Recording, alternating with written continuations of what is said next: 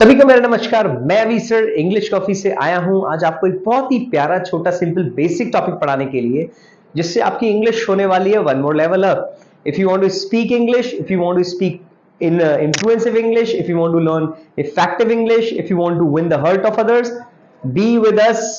Only you need to do, take earpods, speed up, make notes, learn, understand and speak practice, right? तो आज का जो topic है वो आप देख सकते हैं, बहुत ही छोटा सिंपल है। सो दैट हिंदी में हम इसे कन्वर्ट करेंगे तो हो जाएगा जिससे कि, जैसे कुछ एग्जांपल मैं आपको बता दूं, मैं वहां जल्दी पहुंचा जिससे कि मैं वहां सब कुछ अरेंज कर सकूं। सर कल जल्दी आए थे जिससे कि वो हमें हेल्प कर सके। मैं वहां पर जल्दी जाने की कोशिश करूंगा जिससे कि मैं वहां सब कुछ मैनेज कर सकूं।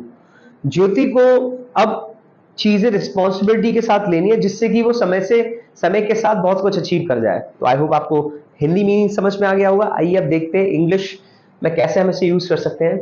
आई मीन्स मैं, I made you call. Call करने को क्या बोलते हैं? Make call, right? Make call, call करना। तो कॉल करने की मेक कॉल, मेक की सेकंड फॉर्म मेड, क्योंकि किया था। आई मेड यू कॉल, मैंने तुम्हें कॉल किया था। सो दैट, जिससे कि you can come on time, तुम आ जाओ या तुम आ सकते हो समय पर। मैंने तुम्हें कॉल किया था जिससे कि तुम समय पर आ सकते हो। I made you call so that you can come on time, right? I hope आपको समझ में आया होगा। Next is I sad. Sad means कहा था। से माने होता है कहना, से की सेकंड फॉर्म सैड, SAID। मैंने कहा था टू योर फादर, मैंने कहा था तुम्हारे पापा को। I said to your father so that, जिससे कि ही शुड ऑल्सो नो, उन्हें भी पता चलना चाहिए। नो मीन्स क्या होता है यहां? जानना, राइट? सजेशन हम दे रहे हैं, शुड चाहिए। फिर से देखिए, I said to your father, मैंने कहा था। यहां क्या मतलब है इसका? कहा था। मैंने कहा था तुम्हारे पापा को। I said to your father so that, जिससे कि ही शुड ऑल्सो नो, उन्हें पता चल जाना चाहिए, पता चल जाए। Next is Ravi came on time. रवि आया था टाइम पर। Ravi came on time so that, जिससे कि ही कुड अरेंज एवरीथिंग, जिससे कि वो कर सके, पास की बात कर रहे हैं ना, वो कर सके सब कुछ arrange. So Ravi came on time so that he could arrange everything. Next is you should take responsibility, तुम्हें लेनी चाहिए रिस्पॉन्सिबिलिटी। यू शुड मीन्स क्या है? सजेशन दे रहे हैं हम लोग। तुम्हें रिस्पॉन्सिबिलिटी लेनी, टेक मीन्स लेना, जिम्मेदारी, तुम्हें जिम्मेदारी लेनी चाहिए। You should take responsibility so that, जिससे कि, सो दैट यहां क्या मतलब है? जिससे कि, जो हम सीख रहे हैं, so that you can grow, जिससे तुम ग्रो हो सको, राइट?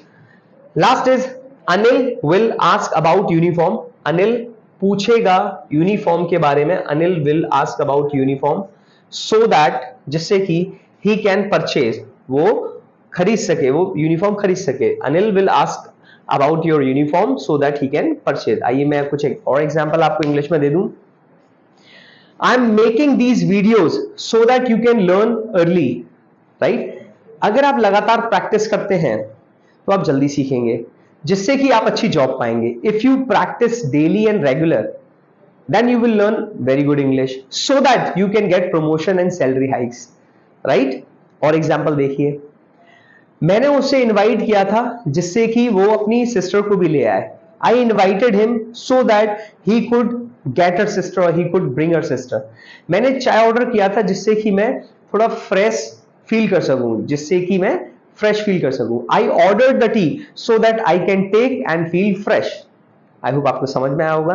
लगातार देखते रहिए, कई सारे और वीडियोस हैं जैसे आप स्क्रॉल अप कर सकते हैं, ऊपर जाकर के देखिए।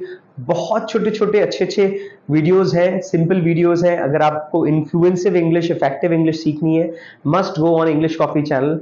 स्क्रॉल करिए, नोट्स बनाइए, प्रैक्टिस ज्यादा से ज्यादा करिए। You must learn English. Thank you so much everyone. आता रहूंगा फिर से नए एंड बेसिक टॉपिक्स के साथ।